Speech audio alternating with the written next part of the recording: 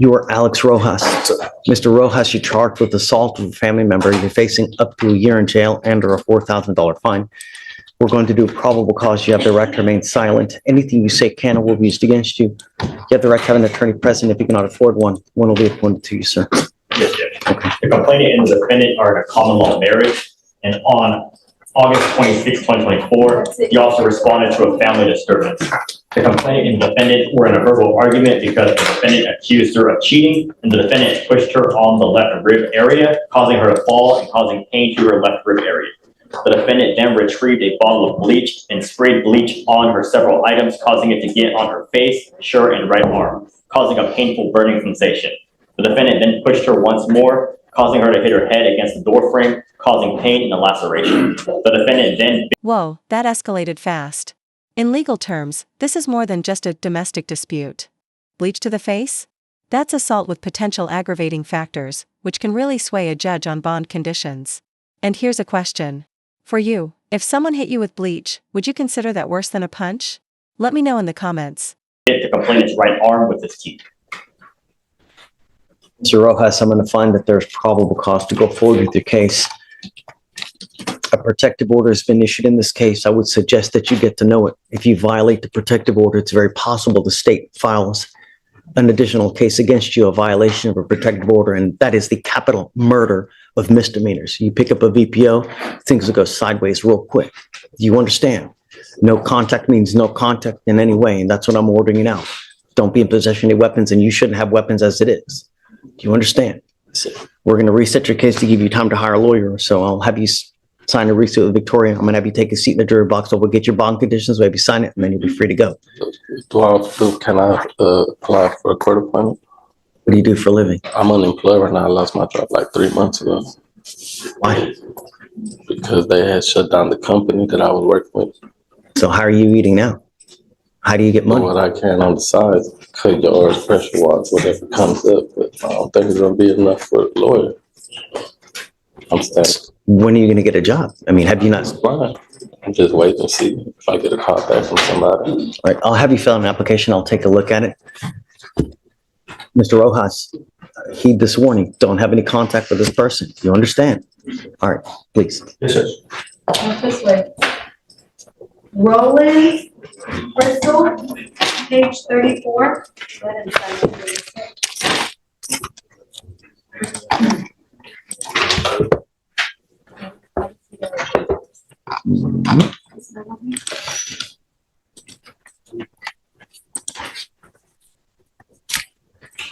Is it Crystal Rollins? Rollins, yes. Ma'am, you're charged with driving while intoxicated. You're facing up to 6 months in jail and or a $2,000 fine. We're going to do probable cause. You have the right to remain silent. Anything you say can or will be used against you. You have the right to have an attorney present if you cannot afford one. One will be appointed to you, ma'am. Yes, Judge. On November 20th, 2024, the officer was dispatched in regard to an intoxicated driver. The caller stated the defendant's motor vehicle was failing to maintain a single marked lane and almost hit a wall and struck multiple curbs. The caller pursued the vehicle for approximately 5.36 miles before the officers arrived. Upon arrival, the officer made contact with the defendant, who stated she was sorry and advised she did not know where she was. The officer observed the defendant with unsteady balance and appeared disoriented. Standard field sobriety tests were performed, HGN 4 out of 6, and the defendant was unable to follow instructions on the walk and turn and refused to conduct the test. DICs were read but refused. Blood search warrant was signed and executed.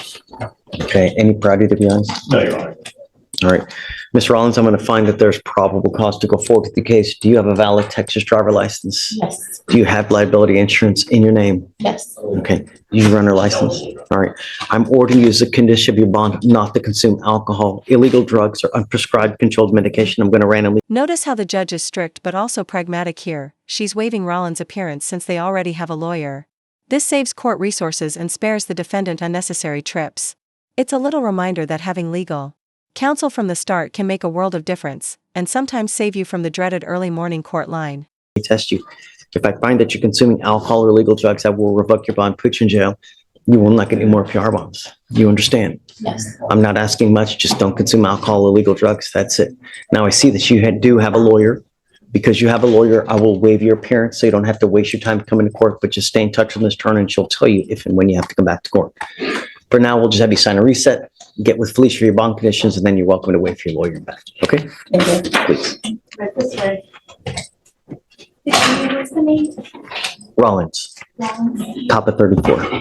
Hey, Judge Vic Marshall, page 38.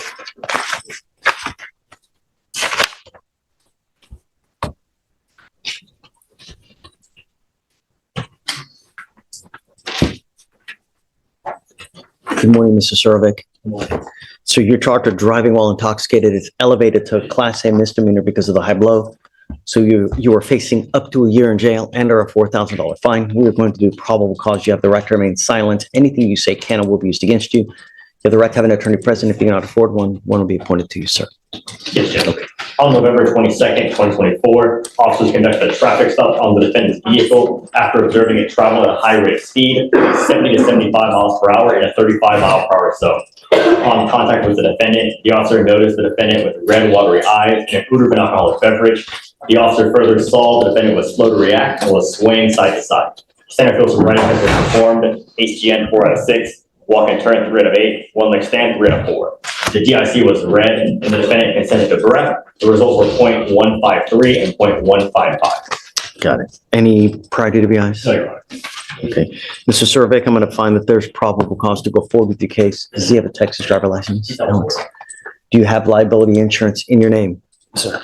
All right, I am ordering you as a condition of your bond not to consume alcohol, illegal drugs, or unprescribed controlled medication. I'm going to randomly test you. If I find that you're using, I will revoke your bond, put you in jail. No more PR bonds. Do you understand? Absolutely. I see that you have a lawyer. Good job on having a lawyer, so I will waive your appearance. You don't have to waste your time coming to court. Just stay in touch with Mr. Nelson, and they'll tell you when you have to come back to court. I'll have you sign a receipt with Victoria. We'll have you get your with Bleach for your bond conditions, and then you're welcome to wait for your lawyer back. All right, please. Next judge is page 1, Ayala. Come on up.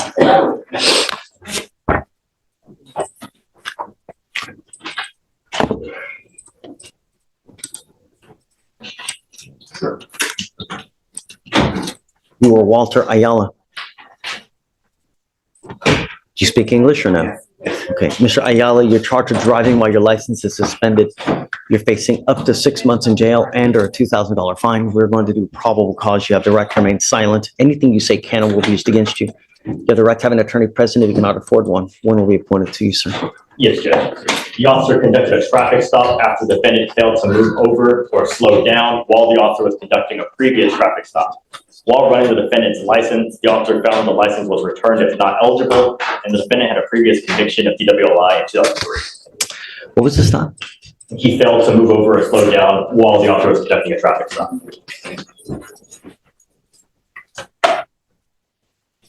All right, Mr. Ayala, I'm going to find that there's probable cause to go forward with your case. You're not allowed to drive. Do not drive. If you want to drive, go get your license, get liability insurance. But until that point, you will be signing an affidavit with me today promising you're not going to drive. I don't care what your excuse is. Do you understand?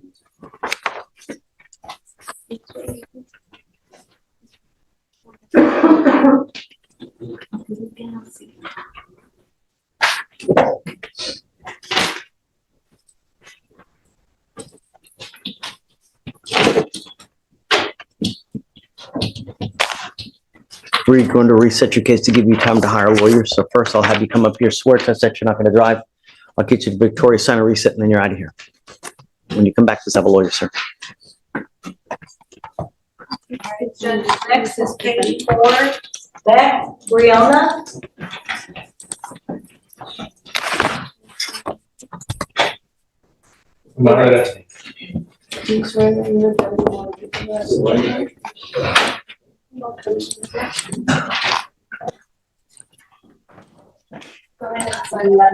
Come up, Mr. Barahona.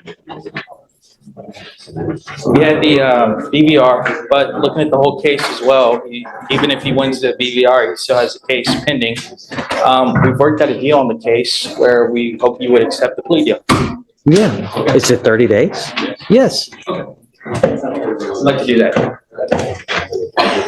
You know, the thing that you need to understand is from now on, you won't be with me anymore. You will be in felony court. No matter how old you are, no matter where you go, no matter what you're doing, The only thing that officers look at, they look at you, they smell you, and they look at your record. And if they see anything funky, all you're gonna end up doing is in felony court. And if you thought it was bad here, wait till you get to felony court. It doesn't get easier. It only gets worse. And over there, they have a lot more resources than I do, and they can keep you for a long time. So if I were you, even if you've had a sip, I wouldn't get into a car because you're taking a humongous risk and it's not worth it. You understand? I understand. The agreement that you guys have worked out is 30 days in jail. You worked out this agreement where, do your time, you get out. This is another proverbial slap on the wrist because it's not like you're doing that much time. But the problem is that you're young. I mean, what are you, 33 now, 35? 27. 27, and now you have 2 DWIs on your record. You're giving up the right to a trial, right to compel witnesses to testify on your behalf, confront and cross-examine your accusers. Shh. If you're not a citizen, there are possible immigration consequences. You can be deported, excluded from the country, denied naturalization. You give up the right to appeal. Once you accept this agreement, there's no going back. Is this what you want to do? Yes. You plead to the offense. Guilty. I'll find you guilty. He sends you to 30 days in jail. How much credit does he have? 4 days, Judge. It's 4 days credit. So is he gonna go in now? Judge, I would request you allow him to turn himself in before 6. Okay, I'm okay with Would it. you do that? Okay. But don't use and don't show up late, because if you show up at 6:01, 6:05, they're not gonna take you. And we're gonna have a whole other set of issues. So just remember, don't get into a car. It's not hard, Yeah.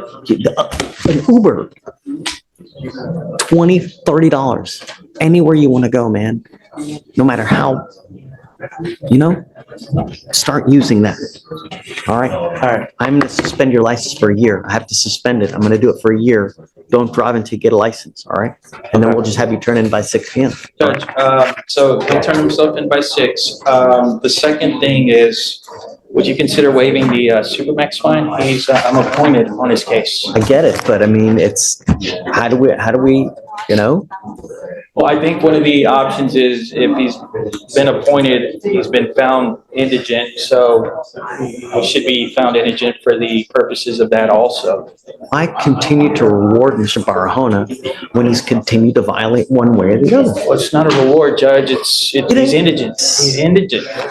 Judge, he qualifies. He's indigent. What do you do for a living? You work, you're a painter. I'm a painter. Yeah, how much money do you make a month?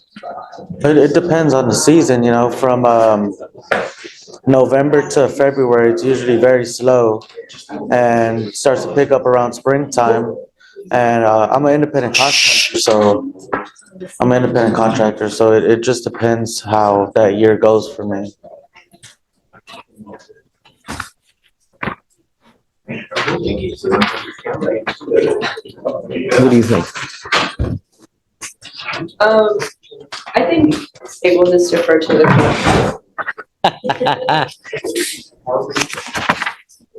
I'll tell you, Mr. Barahona, you're not gonna see me anymore. You pick up any new cases, you're gonna be up there.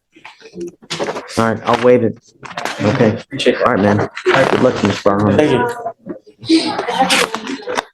Hold on. He hasn't in hand. This is the moment where the judge is basically saying, you're on thin ice, and felony court is a shark tank. It's not just a warning, it's a legal reality check. Felony court comes with higher stakes, longer sentences, and prosecutors with more resources. You don't want to graduate to that league unless your goal is a Netflix true crime documentary. I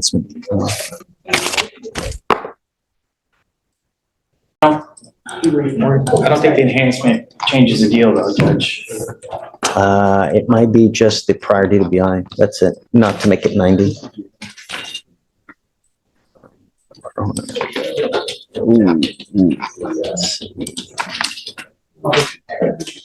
Is it true that you had the prior DWI in 2019? Yes. Okay, true to the enhancement. It's not going to make it 90. Right, Okay. it's still All right. 30. Okay. Okay, good luck, sir. Thank you. I spoke with the state. They got to talk to their chief about whether or not they're going to dismiss it because they can't talk it out. But she told me to put it on for the end of the week. Okay. The state. So are you going to keep him or? Can you bring Mr. Shelby out, please?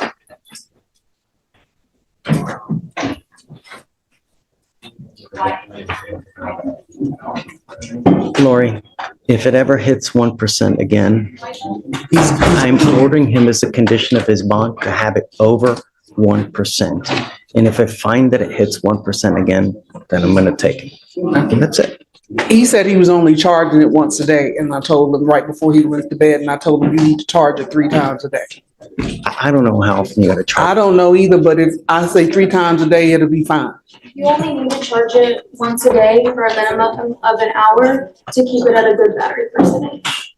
And then if he's having any trouble, he's more than welcome to always go over to pretrial services and we can get it checked out. Okay. If it's malfunctioning in some sort, but we. When he comes out, tell him he needs to hear I can send them over this. there, they can re-go over all the instructions. Okay, I think that would be good.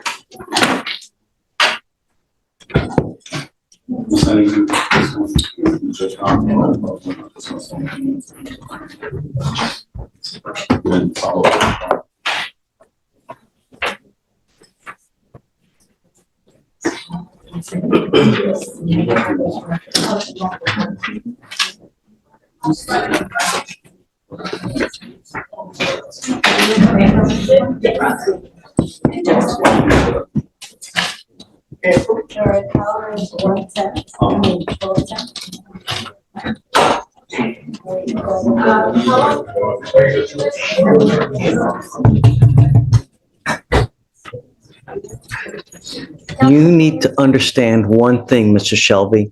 You don't have anyone that's going to pony up any kind of money to get you out. So when you go to jail, that's where you stay. Do you understand? Yes or no? Yes, sir, Your Honor. I am now ordering you to have your ankle monitor over 1% charged. And if it hits a dead battery again, so will your bond. Do you understand? Yes, sir, Your Honor. What did I just say? Keep it charged. You must charge this thing 1 hour every single day. Yes, sir. What did I just say? Keep it charged every day. No, that's not what No, he it's said. not what I said. You have to charge your ankle monitor for 1 hour every single day. 1 hour every single day. What happens if you don't? I go to jail. Amen. Correct. I will not play this game again. 3 strikes, you're out. And I don't care who is in here arguing on your behalf. I will not play this game with you again. Yes, sir. Okay, Lauren. All right, Mr. Shelby. Dan. Hey, bud.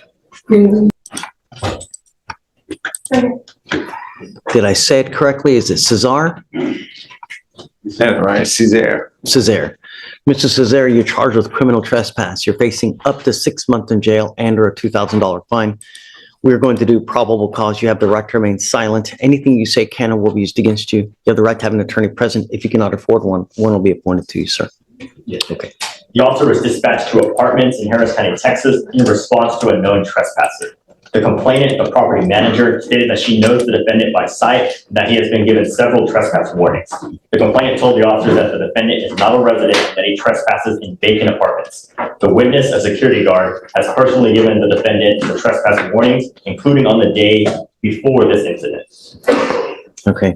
Mr. Cesar, I'm going to find that there's probable cause to go forward with the case. I'm ordering you as a condition of your bond not to go back to this apartment complex. Do you understand? If you go back, I will issue a warrant for your arrest. I'm going to put you in jail. I will not give you any more PR bonds. Oh, Just, look, you don't have I to, live there with somebody. unless you're on a lease, they can forbid you from going there. What about if you get mail there? I can't give you legal advice. The only thing I'm going to tell you is that they don't want you to go back there. If you're not on a lease, don't go back there. I'm making that a condition of your bond. Let me ask you this. Are you working at this time? I ain't working. What do you do with yourself? I don't work. How do you support yourself? Otherwise, Sorry? I said other ways. I work like temp services and shit.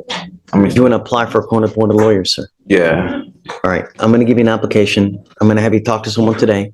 They can tell you how to work forward going, but don't go back to this apartment complex. It's just gonna go haywire. It's gonna go bad. Do you understand? Yeah. Okay, he'll give you an application, please. I'm gonna have you sign a reset with Victoria, and then we'll have you take your seat in the jury box, Mr. Cesar. Do you mind filing those conditions, please? Hi, Mr. Gutierrez. I want you to understand that I don't like to keep people in jail. Like, I don't get off on it. I want to make sure that things are done, they're done the right way, and that you don't ever come back. The idea is that you learn, and we get you to understand that, number one, when you have court, you got to come back. Number two, when you have bond conditions, you have to comply. And when you don't, there's serious, serious consequences. You and I have been dancing together for at least 2.5 years, and there have been repeated violations over and over and over. And sometimes me, as a judge, I don't know how to go forward. And that is now. I really don't know how to go forward. And the way that I do it is I have you do the TRAS. The TRAS is an evaluation with clinicians to see, these are licensed people. They ask you all kinds of questions to see how we go forward. That's what we did today. We had you do a TRAS because I don't know how to go forward. Do we do SATIP again? Do we do sober court? Do we do inpatient? I don't know. So we got the TRAS done today. Shatori is telling me she'll be back within the next 3 days. So we're not going to just we're not going to just hang you to dry and just forget about you. We'll be back later this week and we'll get a good idea of how to go forward. If they recommend sober court, if they recommend SATIP again, I don't know. I will have issue, I'm going to tell you now, if they say sober court, because the problem with sober court, not the problem, the good thing with sober court is that you're out in the free world. But I know when you are out in the free world, you have a tendency to not comply. Therein lies my issue. So if they say sober court, I don't know how we're going to go forward. I don't. So let's see what they say. I want to keep an open mind so that we'll see what they say. Give me questions. Okay. We'll bring you back on Thursday. We'll see what the TRAS says, and then we'll go from there. Okay? All right. I just wanted to bring you out so you know exactly what's happening. Okay? That's it. All right. Thank you. Martinez? So we'll see you Thursday. Yes, Judge. Thank you. Yes, ma'am. Excuse? Yes. Thanks.